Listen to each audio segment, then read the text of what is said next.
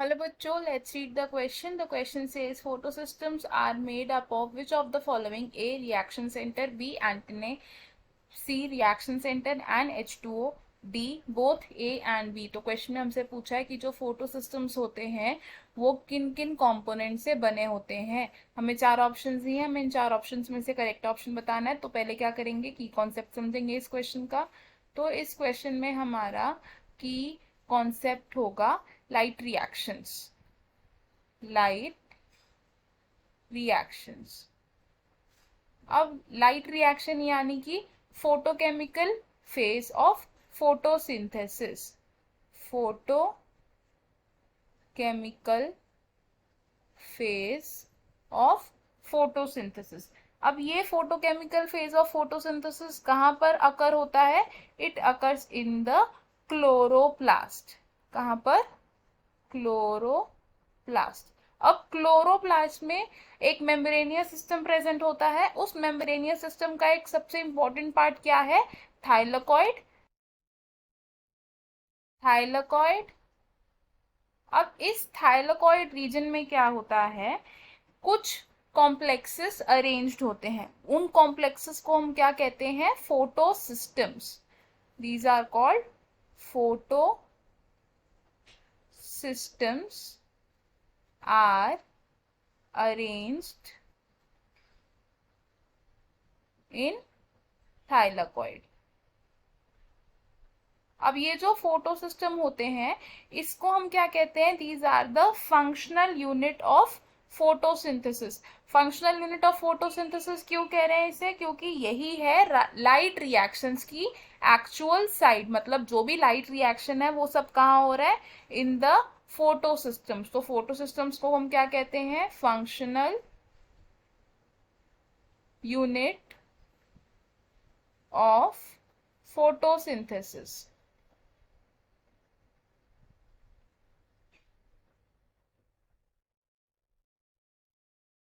और ये जो फोटो सिस्टम है ये क्या होता है? The site for light reaction. Site for light reactions. अब हमारे पास दो फोटो सिस्टम्स प्रेजेंट होते हैं जिनका नाम है photo system 1 and photo system 2। अब ये जो फोटो सिस्टम्स होते हैं इनके मेजरली दो कंपोनेंट्स होते हैं। तो हम लिखेंगे कंपोनेंट्स ऑफ फोटो सिस्टम। कितने कंपोनेंट्स होते हैं फोटो सिस्टम के? We have two major components.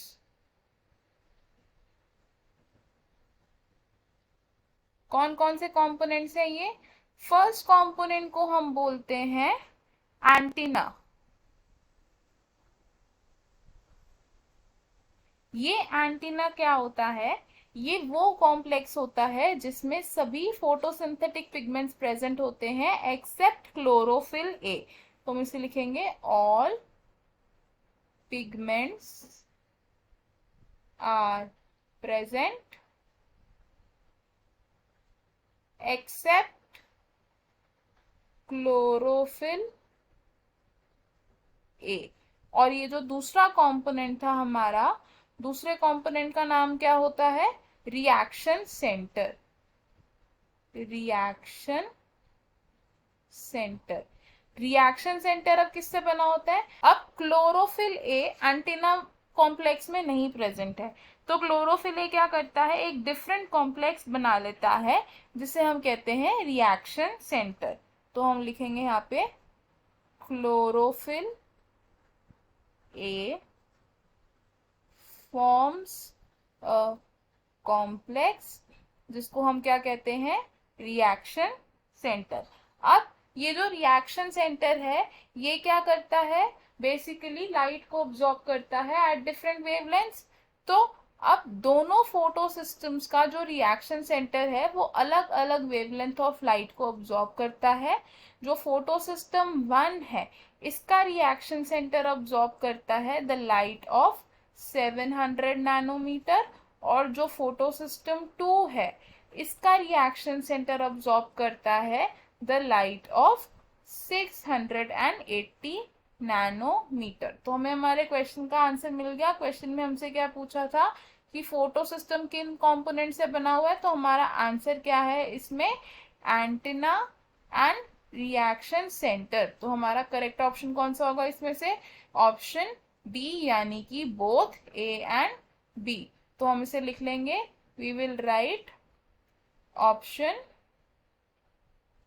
D is correct. अब देख लेते हैं कि बाकी ऑप्शंस क्यों इनकरेक्ट है। ऑप्शन ए से रिएक्शन सेंटर, तो सिर्फ रिएक्शन सेंटर नहीं होता फोटो सिस्टम्स में, इसलिए ये ऑप्शन हम गलत कंसिडर करेंगे। ऑप्शन बी से एंटीना, तो एंटीना अकेला प्रेजेंट नहीं होता फोटो सिस्टम में, तो ये ऑप्शन भी हम गलत कंसिडर करेंगे। ऑप्शन सी से रिएक्शन सेंटर एंड वाटर, तो फोटो सिस्टम में वाटर मॉलिक्यूल्स ऐसे एज सच प्रेजेंस नहीं होते एज अ कंपोनेंट, तो इसलिए ये ऑप्शन भी हम गलत कंसिडर करेंगे। तो हमारा फाइनल एंड करेक्ट आंसर क्या होगा, ऑप्शन डी, यानी कि both A and B. I hope you understood it well. All the best, thank you.